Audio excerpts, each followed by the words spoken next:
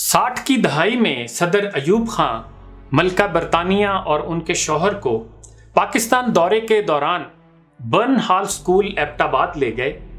ملکہ تو ایوب خان کے ساتھ بچوں سے ہاتھ ملاتی آگے بڑھ گئیں۔ ان کے شوہر بچوں سے باتیں کرنے لگے۔ بچوں سے پوچھا کہ بڑے ہو کر کیا بننا پسند کرو گے؟ تو کسی بچے نے کہا ڈاکٹر، کسی نے کہا انجینئر، کسی نے کہا آرمی آفیسر، کسی نے کہا پائلٹ، اور اسی طرح کے جوابات تھے۔ وہ کچھ خاموش ہو گئے۔ پھر لنچ پر ایوب خان سے کہا کہ آپ کو اپنے ملک کے مستقبل کا کچھ سوچنا چاہیے۔ میں نے 20 بچوں سے بات کی، کسی نے یہ نہیں کہا کہ اسے ٹیچر بننا ہے، اور یہ رجحان کچھ مناسب نہیں۔ ایوب خان صرف مسکرا دیے، کچھ جواب نہ دے سکے۔ میں نے جب یہ واقعہ پڑھا تو مجھے استاد کی اہمیت اور عظمت پر ایک اور واقعہ یاد آ گیا جو زرعی یونیورسٹی فیصل آباد میں میرے ایک سیمینار میں اس وقت کے ڈین ایگریکلچر محترم ڈاکٹر رانا اشفاق صاحب نے سنایا تھا۔ ان کے بقول ایک دفعہ وہ ایک تعلیمی دورے پر امریکہ گئے اور وہاں کی ایک یونیورسٹی میں قیام کیا۔ ایک دن انہیں یونیورسٹی کی ایک تقریب میں شرکت کا موقع ملا۔ اس تقریب میں یونیورسٹی کے ایک نئے بلاک کا افتتاح اسی ریاست کے گورنر نے کرنا تھا۔ ڈاکٹر صاحب کہتے ہیں کہ تقریب میں وقت مقررہ پر میں نے پاس بیٹھے امریکی دوست سے پوچھا کہ تقریب شروع کیوں نہیں ہو رہی؟ کیا گورنر صاحب کا انتظار کیا جا رہا ہے؟ تو اس امریکی نے چونک کر مجھے دیکھا اور بولا What do you mean؟ اور ایک صوفے کی طرف اشارہ کرتے ہوئے بولا The governor is sitting over there. We are waiting for the professor۔ Governor تو آیا بیٹھا تھا، لیکن اس فیکلٹی کی ہیڈ ایک خاتون پروفیسر کا سب انتظار کر رہے تھے۔ یعنی اس کلچر میں کسی حکومتی عہدیدار یا سیاستدان کی اتنی عزت نہیں جتنی ایک پروفیسر کی ہے۔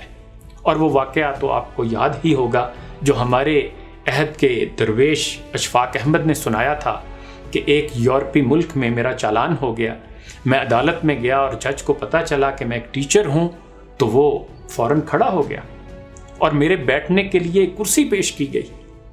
یہ ہے ایک استاد کے بارے میں زندہ قوموں کا طرز عمل۔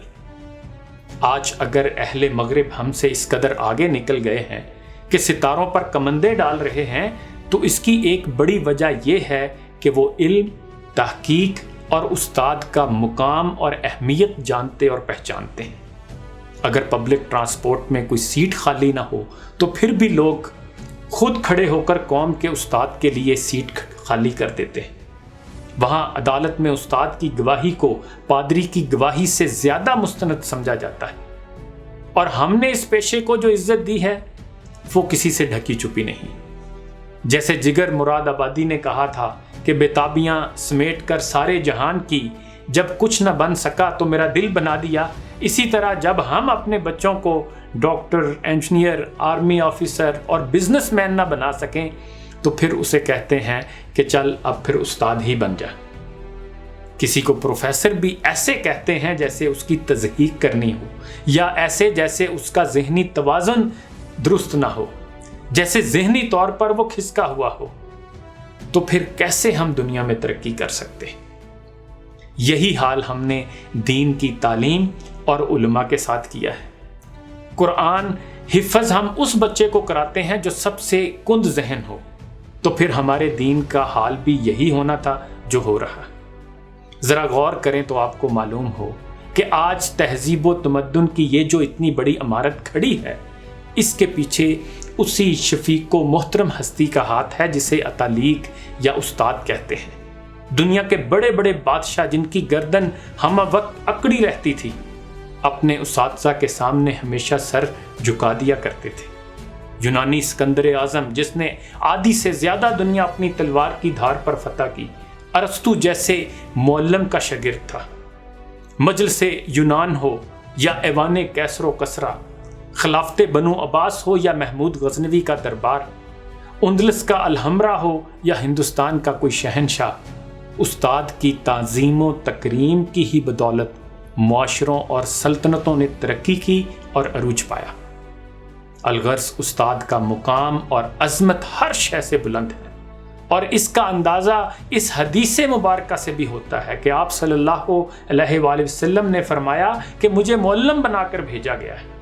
اندازہ کریں کہ حضور صلی اللہ علیہ وآلہ وسلم نے اپنے لیے تاجر کا خطاب پسند نہ کیا، حالانکہ آپ صلی اللہ علیہ وآلہ وسلم حجاز کے ایک کامیاب تاجر بھی تھے، آپ ایک بہترین سپہ سالار بھی تھے اور ایک زبردست سٹیٹس مین اور حکمران بھی، لیکن آپ صلی اللہ علیہ وآلہ وسلم نے معلم یعنی استاد بننا اور کہلانا پسند فرمایا۔ استاد کی عظمت کی اس سے بڑھ کر اور کیا دلیل ہو سکتی ہے؟ خدا ہمیں دین و دنیا کی صحیح سمجھ بوجھ عطا فرمائے۔ اپنا خیال رکھیے گا۔ اللہ حافظ۔